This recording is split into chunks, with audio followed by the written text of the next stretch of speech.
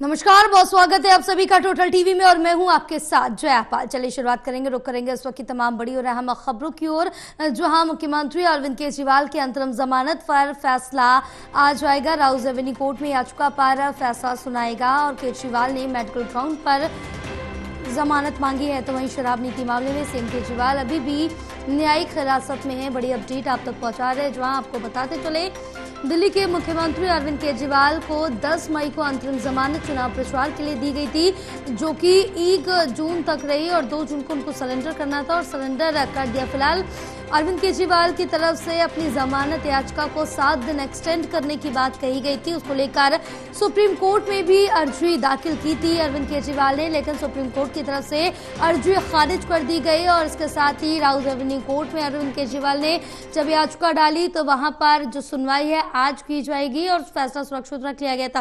फिलहाल आज देखना होगा कि यहाँ पर अंतरिम जमानत मिलती है या फिर नहीं, क्योंकि अंतरिम जमानत में 7 दिन एक्सटेंड करने की बात कही थी, लेकिन अभी तक राहत नहीं मिली। फिलहाल राउज एवेन्यू कोर्ट की तरफ से क्या कुछ फैसला सामने आएगा ये देखना होगा। फिलहाल दिल्ली के मुख्यमंत्री अरविंद केजरीवाल 2 जून को चुनाव प्रचार के बाद सरेंडर कर चुके हैं तिहाड़ जेल में।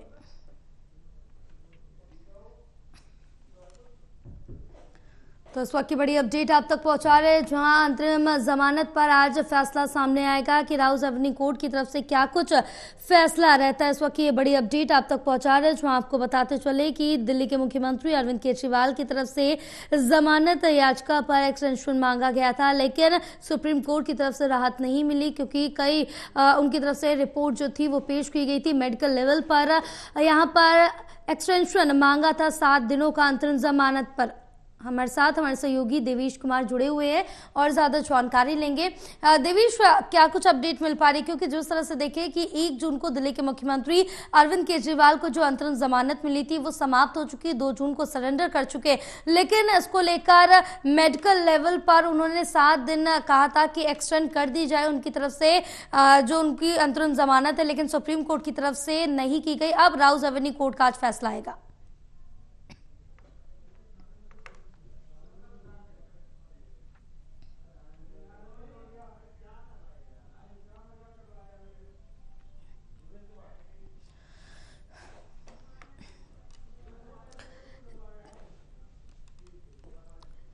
तो दोबारा से देवेश से संपर्क साधेंगे, लेकिन ये बड़ी अपडेट आप तक पहुंचा रहे हैं, जो आपको बताते चले दिल्ली के मुख्यमंत्री की अंतरिम जमानत पर आज फैसला सुनाएगा राउज एवेन्यू कोर्ट।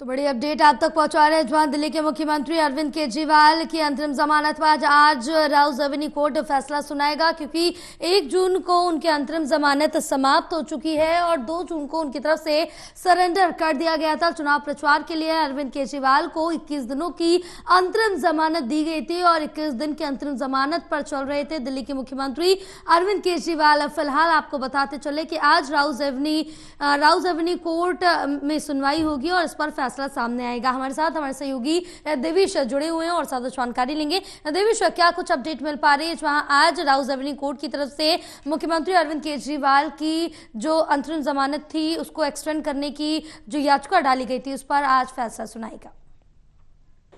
देखिए, बिल्कुल राउज एवेन्यू कोर्ट में इस मामले को लेकर सुनवाई होनी है। हालांकि पिछली बार जब सुनवाई हुई थी तो ईडी ने जो जमानत याचिका अरविंद केजरीवाल की तरफ से डाली गई थी उसका विरोध किया था और इन बातों का जिक्र किया था कि सीएम अरविंद केजरीवाल ने जब सुप्रीम कोर्ट से अंतरिम जमानत मिली है तो चुनाव प्रचार किया है और उस समय में भी मौजूदा समय में एक मीटिंग में थी। इस बात का जिक्र भी जो ईडी के जो वकील हैं उनकी तरफ से किया गया था।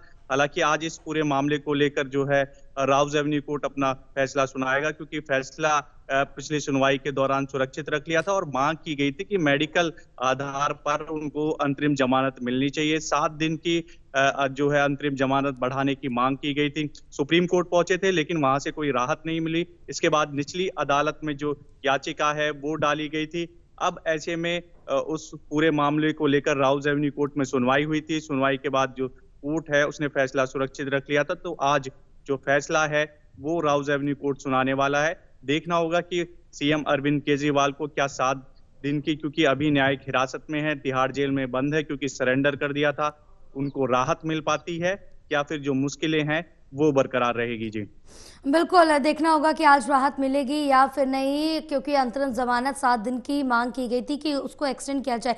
लेकिन इस बीच विपक्ष की तरफ से भी देवेश कई सवाल उठाए गए थे कि यहाँ पर राजनीतिक फायदा लेने के लिए अरविंद केजरीवाल 7 दिन का अपनी अंतरिम जमानत में एक्सटेंशन मांग रहे हैं, लेकिन अब नतीजे भी सामने आ चुके हैं। क्या इसका कोई फायदा होगा?